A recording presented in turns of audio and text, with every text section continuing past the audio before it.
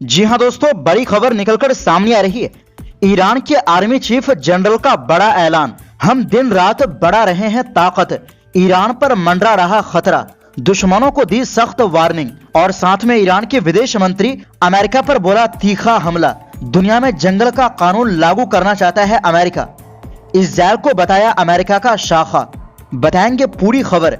इनके अलावा अगली खबर में आपको बताएंगे न्यूयॉर्क के मुस्लिम मेयर जोहरान ममदानी इजरायली समर्थक कंपनी स्टारबक्स के खिलाफ उतरे मैदान में, कर दिया बहिष्कार का ऐलान। जानेंगे क्या है कारण। और साथ में आपको बताएंगे साउथ चाइना सी में पहली बार बॉम्बर फॉर्मेशन में गश्त, चीन ने 3 देशों को दी चेतावनी। तो सभी खबरों पर विस्तार से बात करते हैं। दोस्तों, ईरान की सेना के chief major general Aamir Hatami ने कहा है कि ईरान पर लगातार खतरे बने हुए हैं, इसलिए देश अपनी रक्षा ताकत को और मजबूत करने में लगातार जुटा हुआ है। रविवार को संसद की सिविल कमीशन से मुलाकात के दौरान हातमी ने साफ कहा कि ईरान की सशस्त्र सेनाएं हर दिन अपनी रक्षा क्षमता को आगे बढ़ा रही और इस काम में कोई ढिलाई नहीं बरत रही।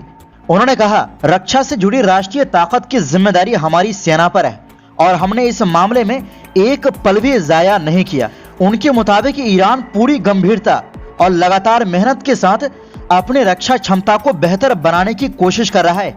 जून में इस्राइल द्वारा थोपी गई 12 दिन की जंग का जिक्र करते हुए हातमी ने कहा कि उस युद्ध में ईरान की क़यादत, जनता की एकता और जवानों की कुर्बानियों ने ऐसा माहौल बनाया कि आखिरकार दुश्मन खुद युद्ध विराम मांगने पर मजबूर हो गया। उन्होंने बताया कि इस जंग में ईरान के supreme leader Ayatollah Ali Khamenei की भूमिका बहुत महत्वपूर्ण रही और जनता और सेना की एकजुटता ने दुश्मन की सारी रणनीति बिगाड़ दी। हातमी ने कहा कि ईरान की जनता की एकता, समझदारी, हिम्मत और सेना की कोशिशों ने मिलकर दुश्मन को घुटने टेकने पर मजबूर कर दिया। उन्होंने आगे कहा कि ईरान अपनी रक्षा क्षमता को और भी मजबूत करने के लिए पूरी तरह तैयार है। इस जंग से जो सबक मिले हैं, उन्होंने देश की समझ और भविष्य के खतरे से निपटने की तैयारी को और बढ़ा दिया है। हातमी के अनुसार आज हमारी जनता पहले से ज्यादा दुश्मन की चाल समझती है। उन्हें साफ पता है कि दुश्मन क्या चाहता है और ये भी कि उसका मुकाबला उसी तरीके से किया जा सकता है जैसा हमने 12 दिन की जंग में किया था। यही नहीं, ईरान के विदेश मंत्री अब्बास अरागची ने कहा कि अमेरिका के जबरदस्ती, धमकी और ताकत के घमंड ने पूरी दुनिया को एक जंगल बना दिया है जहां कानून नहीं सिर्फ ताकत बोलती और ऐसे माहौल में खुद को मजबूत बनाना ही एकमात्र रास्ता रह जाता है।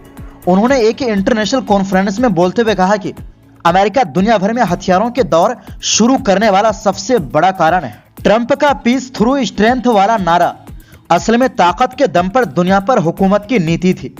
अरागची ने कहा कि अमेरिका खुद को शांति का चैंपियन बताता है, लेकिन जहां चाहे हमला कर देता है, शहर खाली करवाने तक के आदेश देता है, बिना किसी सबूत और वजह के देशों पर बमबारी करता है और अंतर्राष्ट्रीय कानूनों को बार बार तोड़ता है। उन्होंने कहा कि दुनिया के बढ़ते सैन्य बजट और हथियारों में तेजी सिर्फ एक नतीजा देगी और ज्यादा जंग और ज्यादा खून खराबा, क्योंकि अमेरिका ने जो माहौल बनाया है उसमें कानून नहीं चलता, सिर्फ ताकत का बोलबाला है।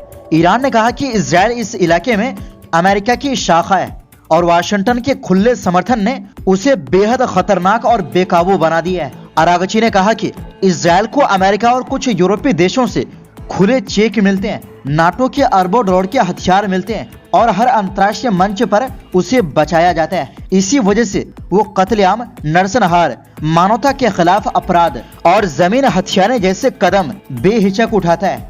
उन्होंने चेतावनी दी कि पिछले 2 साल में इजराइल 7 देशों पर हमला कर चुका है और पूरे वेस्ट एशिया के लिए खतरा बन चुका है। वहीं दूसरी ओर दोस्तों, न्यूयॉर्क के नवनिर्वाचित मेयर जोहरान ममदानी अब कॉफी कंपनी स्टारबक्स के खिलाफ मैदान में है।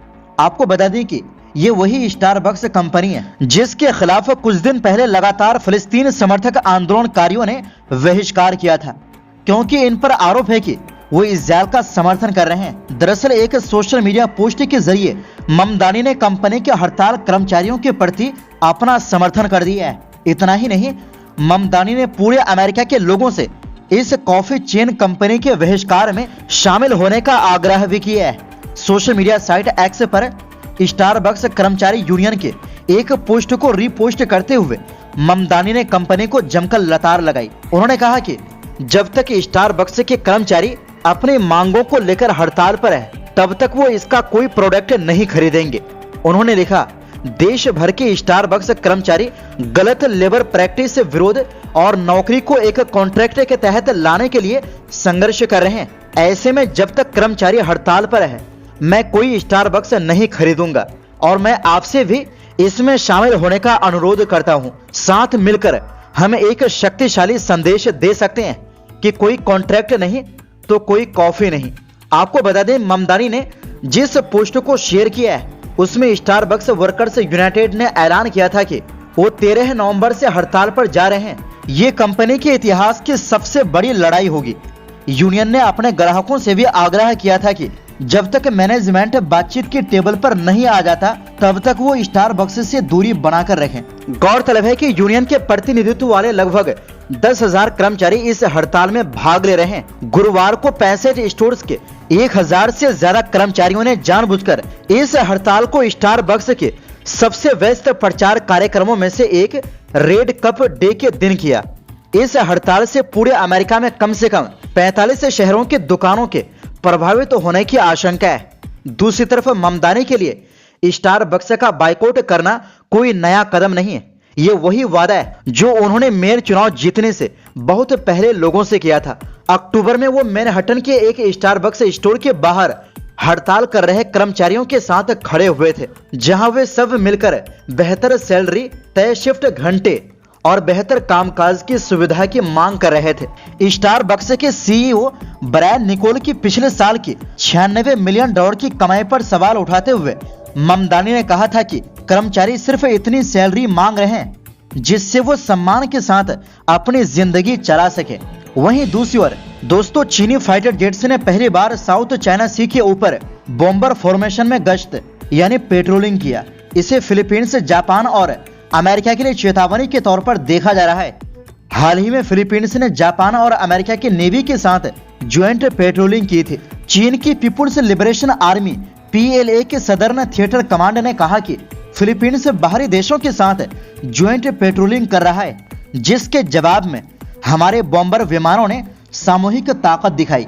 साउथ चाइना सी के अधिकतर हिस्से पर चीन अपना दावा करता है। उसका फिलीपींस, वियतनाम, मलेशिया, बोर्नियो और ताइवान के साथ मैरीटाइम विवाद है। ये क्षेत्र अंतर्राष्ट्रीय व्यापार के लिए अहम है। PLA के सदर्न थिएटर कमांड के सीनियर कर्नल तियान जुनली ने फिलीपींस को चेतावनी दी। उन्होंने कहा कि फिलीपींस को तुरंत भड़काऊ गतिविधियां बंद करनी चाहिए। मिलिट्री एक्सपर्ट के मुताबिक बॉम्बर विमानों की ये गश्त PLA की ताकत और क्षमता दिखाने का तरीका है। बॉम्बर विमानों से सतही जहाजों को भी प्रभावी तरीके से निशाना बनाया जा सकता है। ये चीन की सशस्त्र ताकत और क्षेत्रीय प्रभुत्व का संकेत है। हाल के महीनों में चीन और फिलीपींस के बीच तनाव बढ़ा है। दोनों देशों के नौसेना और तटरक्षक जहाज बार बार टकरा चुके हैं ताकि अपने अपने दावेदार क्षेत्रों पर कंट्रोल दिखा सके। इसी बीच चीन और जापान के बीच भी तनाव बढ़ा है। जापानी प्रधानमंत्री साने ताकाइची ने कहा कि अगर चीन ताइवान पर हमला करता है तो जापान इसे अपने अस्तित्व के लिए खतरा मान सकता है। हम सामूहिक आत्मरक्षा के अधिकार का इस्तेमाल कर सकते हैं और इससे चीन काफी ज्यादा आग बबूला नजर आ रहे हैं। तो दोस्तों, फिलहाल के लिए इस रिपोर्ट में बस इतना ही। फिर मिलते हैं एक नई रिपोर्ट्स के साथ। बहुत बहुत शुक्रिया।